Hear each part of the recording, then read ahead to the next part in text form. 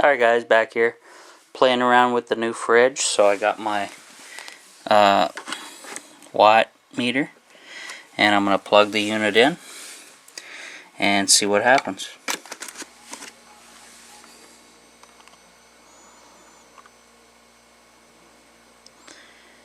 $58? Oh my god. So it had a peak of 360 or 340 when it first started. And now it's at bouncing around about 50 watts. I'm going to switch over to amps and kilowatt, volts, amps. 0.83.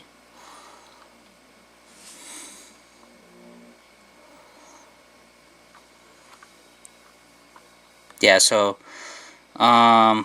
if you round up, it's about 1 amp.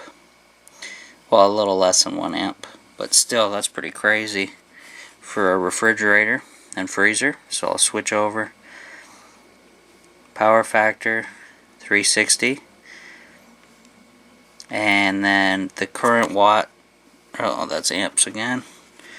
Get back to watts. There it is, watt. So right now it's pulling 44 watts, which is unreal for a refrigerator. And this just proves this guy can be used off the grid.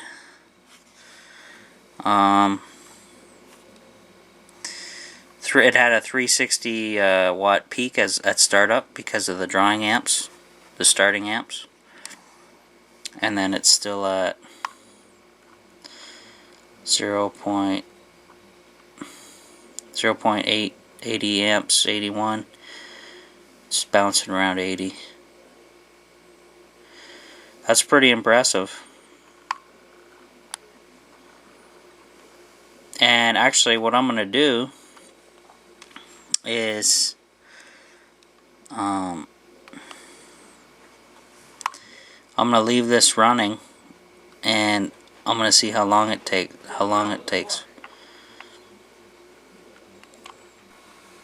Okay guys, the neat thing about my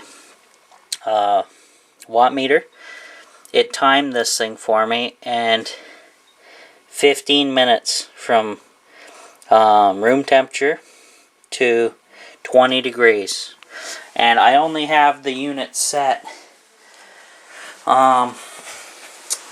halfway on the dial. So you can go colder or even less cold. Or warmer, I should say. And I also figured out the type of refrigerant this is. It's a butane, like a lighter fluid, which is interesting, but it's flammable, of course. But other than that, this little unit works really well. I'm surprised. So there's the warning label for the flammable part. Risk of fire or explosion. Flammable refrigerant used. To be replaced by only a certified technician. So that's pretty awesome. About $65 for that at the surplus place. Definitely awesome, even for camping, even in a camper. Unreal. So I don't know how I would calculate the duty cycle, because I don't know how often this would kick in an hour. But it ran for 15 minutes from room temperature to 20 degrees Fahrenheit inside. So I'm guessing now that it's maintained its temperature, it will come on. It'll come on for maybe 5 minutes or 10 minutes just to maintain. So it actually will use less and less as it goes, depending on the internal temperature of the house, etc., etc. But very cool.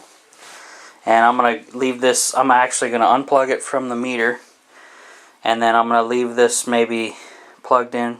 We're gonna give it a full test for a good month, and I'm gonna maybe load this up with some Coke and some other stuff and see how it turns out. So awesome. RCA fridge. You guys have the model and serial number from my last video on this. It was, I believe the title was Surplus Supplies for Off-Grid. So check that out. Thank you. Also, I washed up my pans that I got for $10. All different sizes. I'm just letting them air dry now. I got the lids washed as well. And my tin cup there. All stainless steel. Never have to replace it again. The only downer on these pots, no handles, but I can compensate with my oven mitt to pick those up. No big deal. And these will all work on the induction cooker. I'm pretty sure they will. I'll try them once they dry up. And then I just washed them in this little plastic tub here. And it worked out pretty good. So everything's working out. I went through, I opened up the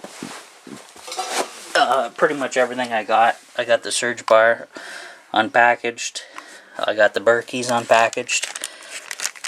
With the pump, I inspected all the filters and the pump and everything. So we're all set. That's it. See you guys later.